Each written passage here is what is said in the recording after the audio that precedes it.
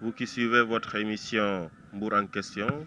C'est un honneur et un plaisir aujourd'hui de vous retrouver dans cette émission qui se charge de la promotion du département de Mbour, qui aujourd'hui reçoit M. Pape Amadindaou, directeur général de l'APDA, Agence pour la promotion et le développement de l'artisanat, et secrétaire général et président du mouvement ELEC et je pense président du parti ELEC Sénégal. Donc, que nous recevons aujourd'hui sur ce plateau de Mbour en question pour parler de l'artisanat du parti ELEC Sénégal, mais aussi de ses projets en tant que fils de Mbour et en tant qu'autorité du département. Donc, M. Ndao, bonjour.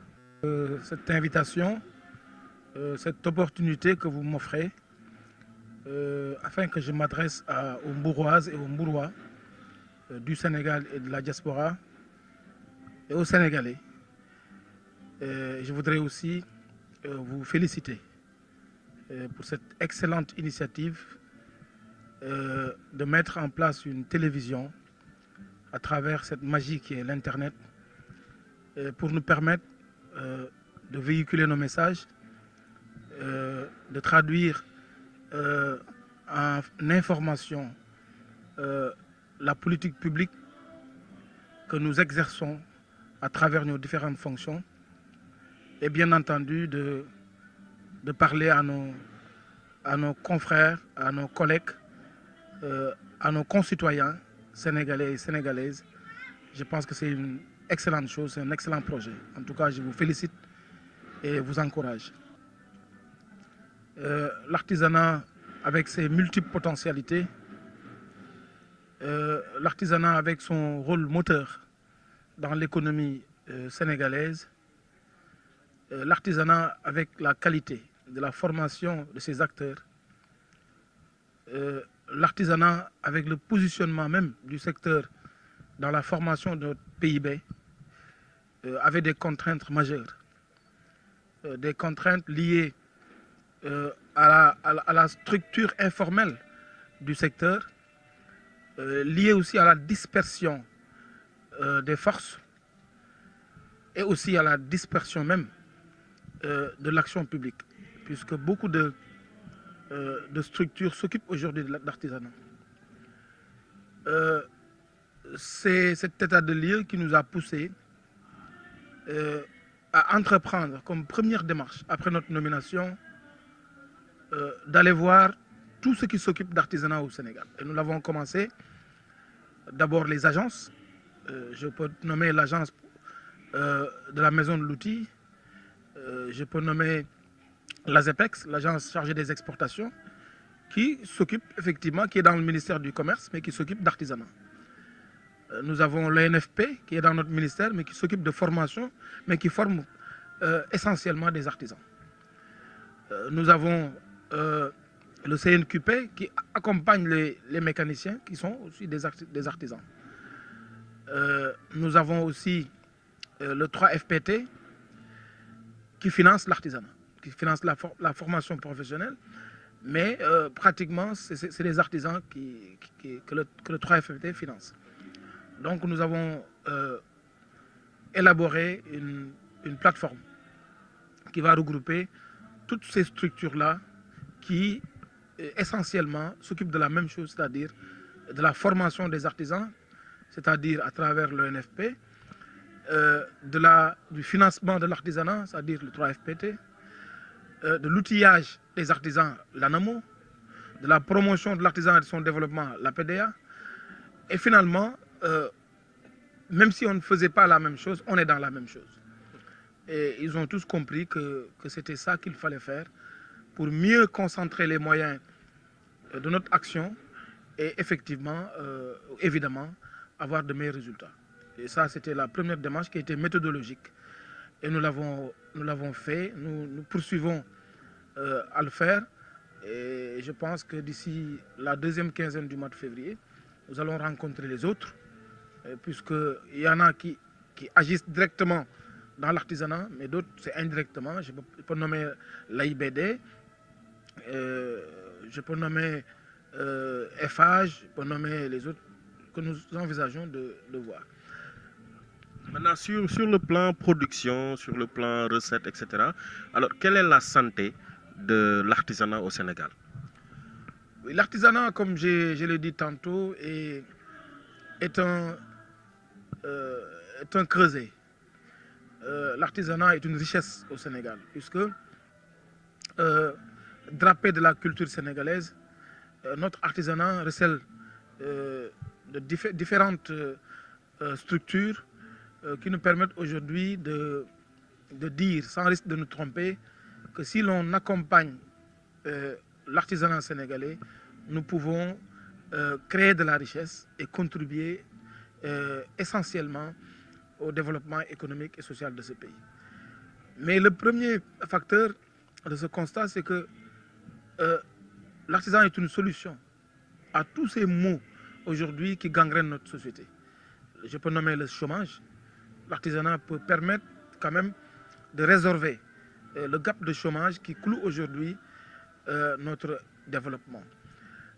L'artisanat peut relancer le tourisme, puisque aujourd'hui, nous avons des difficultés pour vendre le tourisme balnéaire. Avec l'érosion côtière, avec le niveau de nos réceptifs, avec les problèmes que nous avons dans la sous-région, nous pouvons imaginer un autre tourisme, un tourisme culturel, un tourisme artisanal. Puisque les touristes ne cherchent pas seulement du soleil dans les pays africains. Ils veulent aussi découvrir d'autres facettes de la culture. Ils veulent aussi découvrir le génie culturel de ces pays-là. Et le Sénégal offre quand même une palette de génie à travers son artisanat. Ça, c'est un aspect. L'autre aspect, c'est que nos pays du Sud ont des difficultés à former cette richesse qui doit contribuer à la croissance économique. Et à travers la création de produits artisanaux, le Sénégal peut permettre à ses artisans d'être compétitifs au niveau local et au niveau international. Et je pense que cet accompagnement-là passe nécessairement par la formation, par la qualification, mais par l'accompagnement en outils beaucoup plus mécaniques et beaucoup plus technologiques pour leur permettre quand même de rivaliser rigoureusement avec les artisans du monde. Et ça, le talent est là. Il suffit juste de leur permettre d'avoir les outils nécessaires pour pouvoir parfaire les produits en termes de finition, les mettre aux normes et aux exigences internationales et nécessairement pouvoir les exporter. L'État du Sénégal, à travers le ministère de l'apprentissage, de la formation professionnelle, de l'apprentissage et de l'artisanat, a déjà mis en place l'ALIAS, c'est-à-dire formation, certification, financement et commercialisation. Et là, nous avons les structures qui sont là, qui accompagnent les artisans, et bien entendu la promotion, qui accompagne les artisans pour leur permettre d'être compétitifs. J'ai tantôt parlé de l'ONFP, qui certifie les formations, qui forme et qui certifie. J'ai parlé du 3FPT, qui aujourd'hui a plusieurs milliards au sein de cette structure pour accompagner le financement des artisans, qui a déjà commencé à financer beaucoup d'artisans pour leur permettre au moins d'être qualifiés et d'avoir les qualifications requises pour se permettre de rivaliser avec les autres artisans des autres pays. Parce qu'il ne suffit pas seulement d'avoir le talent, il suffit aussi d'être aux normes. La troisième chose, c'est la commercialisation, qui est un problème chez les artisans.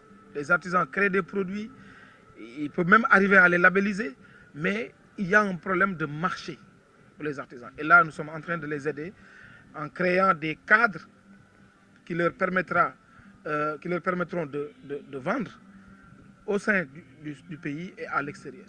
Et ça, c'est les foires internationales, c'est les vitrines artisanales de l'artisanat sénégalais qu'on est en train d'ériger à travers le pays et au niveau international. C'est les semaines de l'artisanat sénégalais qu'on compte organiser au niveau des autres pays du monde, en Côte d'Ivoire en premier lieu, aux États-Unis en deuxième lieu. Ce sont aussi des sociétés d'exportation de l'artisanat sénégalais que nous allons accompagner pour leur permettre de vendre les produits artisanaux. Il y a aussi la grande foire internationale de l'artisanat que nous allons organiser cette année au Sénégal, au CICES, au mois de mai, qui sera la foire internationale de l'artisanat de Dakar, ou bien le salon international de l'artisanat de Dakar, qui va être aussi un grand marché pour les artisans sénégalais, puisqu'ils vont accueillir des artisans venus du monde et un public venu du monde pour venir découvrir l'artisanat sénégalais et acheter aussi des produits. La décision du président, elle est effective. La commande publique est devenue une réalité, puisque les artisans sénégalais, avant, ne bénéficiaient pas de cette partie-là de la commande de l'État, qui est une commande quand même colossale, près de 300 milliards. Et aujourd'hui, à l'heure où je vous parle, des artisans sénégalais sont en train de confectionner des ameublements, des bureaux, etc., pour l'État du Sénégal à travers le mobilier national et la DMTA, qui est le commandeur. Maintenant, il ne s'agit pas seulement de dire que l'État nous a octroyé une commande publique, il faudra aussi que les artisans se conforment. Pour accéder à un marché de l'État ou à un marché quelconque, il faudra un minimum d'exigences.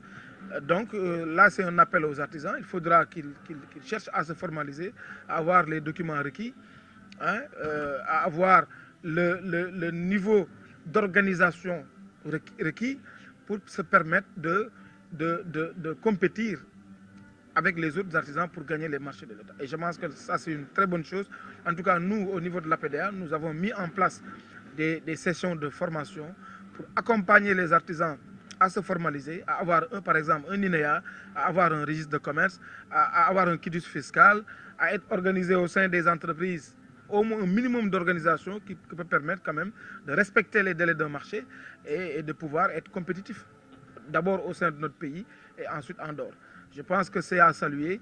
Le président de la République a toujours été pour la préférence nationale et je pense que cette commande publique qu'il a allouée aux artisans sénégalais va dans ce sens. Je pense que le PUDC, qui est de notre domaine, va aussi dans ce sens, permettre aux populations de réserver les déséquilibres qui existent dans notre pays depuis l'indépendance.